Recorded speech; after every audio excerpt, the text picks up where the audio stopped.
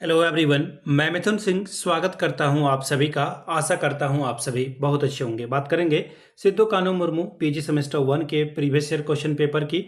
Paper था आपका history का पेपर नंबर 2 2025-27 का ये क्वेश्चन पेपर है, जिसकी परीक्षा 2026 में कंडक्ट कराई गई थी। आगे बढ़े उससे पहले मैं आपको बता दूं, पिछले 5 साल के जितने भी प्रीवियस ईयर क्वेश्चन पेपर हैं, सारे क्वेश्चन पेपर की पीडीएफ आपको 69 रुपीज में अवेलेबल करा दी जाएगी। दूसरी बात, 199 में आपको सजेशन प्रोवाइड कर दिया जाएगा। अब ये सजेशन क्या होता है? सजेशन यानी कि वेरी वेरी इंपॉर्टेंट क्वेश्चन, ऐसे सवाल जो एग्जाम में बार बार पूछे जाते हैं, आंसर के साथ आपको प्रोवाइड कर दिया जाता है, जिसमें आपका पीवाईक्यू शामिल है।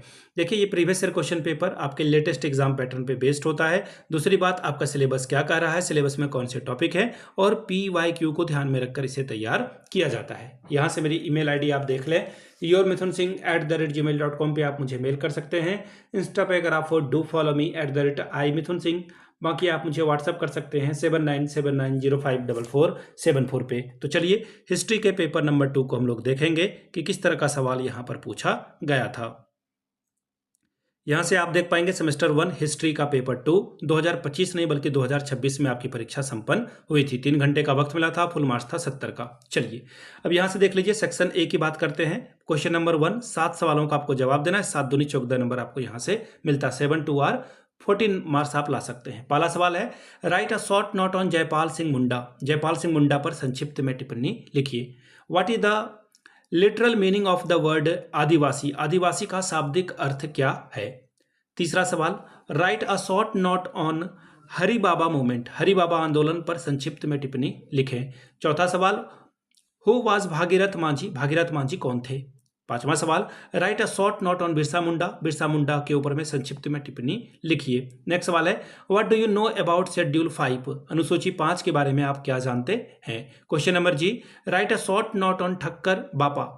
ठक्कर बापा पर संक्षिप्त में टिप्पणी लिखिए। Question number H, write a short note on Adivasi महासभा।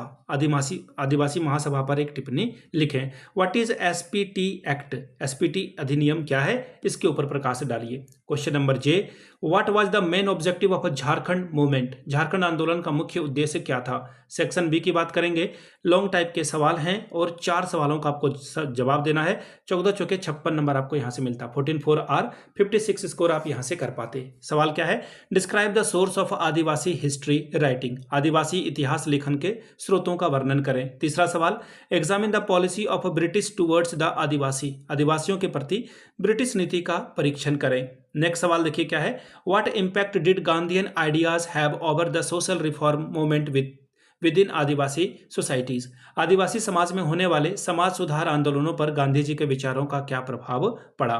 पांचवा सवाल, examine the portrait of Adivasi in ancient Indian literature. प्राचीन भारतीय साहित्य में आदिवासियों के चित्रण का परीक्षण करें। छठवां सवाल, throw light on the political mobilisation and organisation of Adivasi in 20th century. 20वीं सदी में आदिवासियों के बीच राजनीतिक सक्रियता और संगठन पर प्रकाश डालें। सातवां सवाल, describe the constitutional provision related to adivasi. आदिवासियों से संबंधित संवैधानिक प्रावधानों का वर्णन कीजिए। आठवां सवाल क्या बोला गया है, discuss any 2 Adivasi revolt during the British period. किन्हीं 2 ब्रिटिश कालीन आदिवासी विद्रोहों का जो है चर्चा करें। सवाल number 9, evaluate the role of Adivasi in national movement.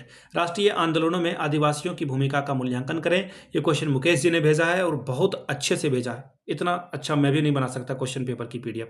पिछले 5 साल के जितने भी क्वेश्चन पेपर हैं, वो सारे क्वेश्चन पेपर की पीडीएफ आपको 69 में और सजेशन आपको 199 रुपये में प्रोवाइड कर दिया जाएगा। यहाँ से मेरी ईमेल आईडी आप देख लें, yourmithunSingh@gmail.com पे आप मुझे मेल कर सकते हैं।